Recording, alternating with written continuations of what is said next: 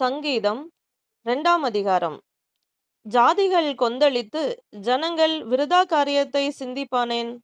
கர்த்தருக்கு விரோதமாகவும் அவர் அபிஷேகம் பண்ணினவருக்கு விரோதமாகவும் பூமியின் ராஜாக்கள் எழும்பி நின்று, அதிகாரிகள் ஏகமாய் ஆலோசனை பண்ணி, அவர்கள் கட்டுகளை அறுத்து அவர்கள் கயிறுகளை நம்மை விட்டு எறிந்து போடுவோம் என்கிறார்கள்.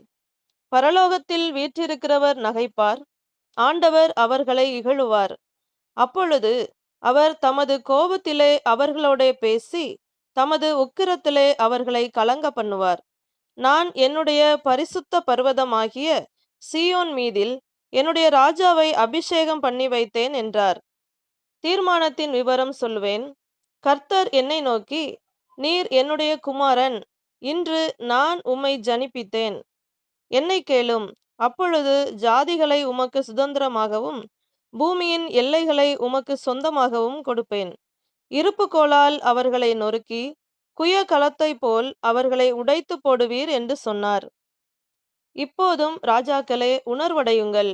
பூமியின் நியாயாதிபதிகளே, எச்சரிக்கையாயிருங்கள். பயத்துடனே கர்த்தரை சேவியுங்கள். நடுக்கத்துடனே களி கூறுங்கள். குமாரன் கோபம் கொள்ளாமலும் நீங்கள் வழியிலே அழியாமலும் இருக்கும்படிக்கு அவரை முத்தம் செய்யுங்கள்.